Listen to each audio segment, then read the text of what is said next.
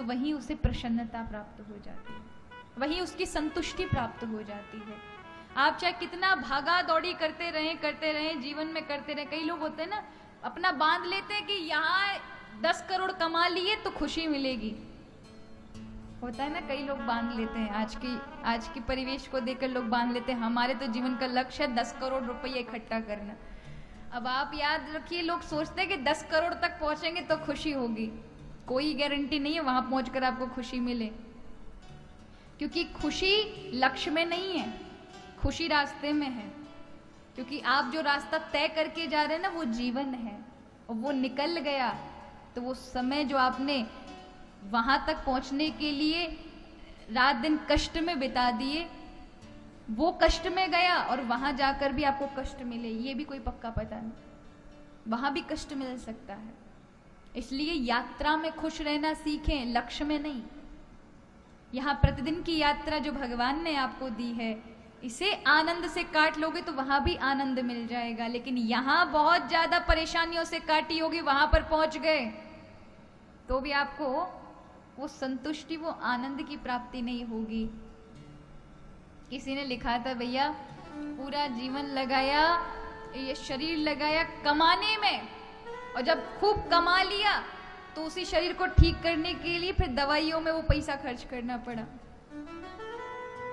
वो शरीर लगा कमाने के लिए, धन अर्जित करने के लिए, फिर धन मिला तो वो शरीर की हालत इतनी खराब हो गई कि फिर वही धन से फिर उस शरीर को ठीक करा रहे हैं। शरीर में रोग लग गए, कभी कुछ कभी कुछ कभी कुछ।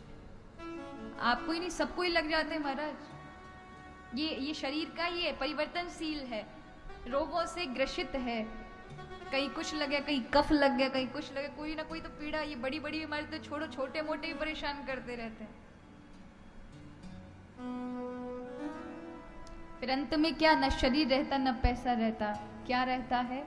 जो आपने कुछ अच्छे समाज के कल्याण के लिए कार्य कर दिए होंगे, कुछ अपने लिए कर लिए होंगे, वो कार्य सत्कर्म जो भगवत नाम लिया होगा, जो सेवा अर्चना आपने यहाँ कर दी होगी, वही कमाई तो आपकी है। बाकी तो सब यहीं रह जाएंगे। ये जितने भी गांधी जी के नोट है बैंक में लॉक पड़े रह जाएंगे। ये बात अलग है कि पीढ़ी दर पीढ़ी भोगेगी उस पैसे को, लेकिन आपके तो कोई काम के नहीं है। आपका काम का क्या है? आपका काम है आपने लोगों, ये भी बहुत जरूरी है, भगवत मार्ग में आप आगे बढ़े, लेकिन अगर आपने संसार को कष्ट पहुंचाकर भगवत मार्ग चुना होगा तो आप बिल्कुल उसमें कभी शांति नहीं पाएंगे। ये नहीं कहा गया कि ईश्वर की प्राप्ति इस संसार से अलग होकर प्राप्ति की जा सकती, ऐसा सोचना मिथ्या है, हो ही नहीं सकती।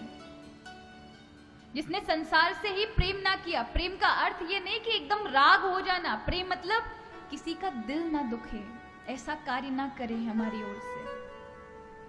हम सबको भगवत में जान करके जब हमारा भाव इतना प्रेम में बन जाएगा कि सब में भगवान का दर्शन हो रहा है, तो वो हरि का भी दर्शन करने में सुलभ हो जाएगा। जिसने रात दिन लोगों को गालियां दी होगी, वो ठाकुर जी को कैसे प्राप्त कर लेगा? अब भगवान तो नहीं दिखते ना, पर उन्हें देखा कैसे जाएगा? ये शरीर दिखता है लेकिन ये आत्मा नहीं दिखती। लेकिन इस शरीर के द्वारा ही उस आत्मा का भी बोध होता है कि ये शरीर को चलाने वाला भी वो शक्ति है जो अंदर बैठी है, जिसका कोई आकार नहीं है। उसी प्रकार ये संसार है, ये जो चल रहा है ना, उसकी आत्मा में भगवान बैठे हुए हैं। जैसे हमारी आत्मा, उसी प्रकार उनकी आत्मा। कहते हैं हम शरीर की आत्मा, हमारे शरीर की आत्मा है, और हमारी आत्मा के आत्मा कौन है? कृष्ण है, जो चला रहे हैं, जो उसे शक्ति दे रहे हैं। आत्मा अपने अंदर से प्रकाशित नहीं है, वो परमात्मा के प्रकाश से प्रकाशित है। ये शरीर आत्मा को प्रकाशित नहीं कर सकता, आत्मा इसे प्रकाशित करती है। तो वही वाली बात हुई कि ये हैलोजन है, सामने प्रकाश दे रही है। किसको प्रकाश दे रही है? मुझे दे रही है, इस माइक को दे रही है। अब ये थोड़ा ना कि माइक उसे प्रकाश दे देगा, नहीं दे सकता।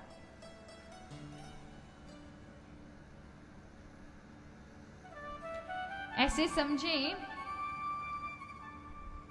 कि ये रूमाल है। ये रूमाल को अगर मैं हाथ में लूंगी तो ये क्या है? ये धारण हो गया इस पर, और ये जो नीचे हाथ धारण कर रहा है वो इसका धारण करने वाला है। लेकिन ये रूमाल सोचे कि मैं हाथ को धारण कर रहा हूं, क्या ये हाथ को धारण कर लेगा? अगर हाथ छूट जाए तो नीचे गिर पड़ेगा, इसके पास कोई स्थान नहीं है, आधार नहीं है। उसी प्रकार हमें अभिमान हो जाता है अविवेक के द्वारा कि हम ही सब कुछ कर रहे हैं, कोई हमारे ऊपर नहीं है, बल्कि ये अज्ञानता है।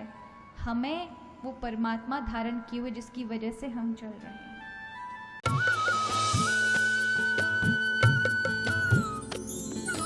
सर्वधर्म संगम, धर्म के सच्चे प्रहरी।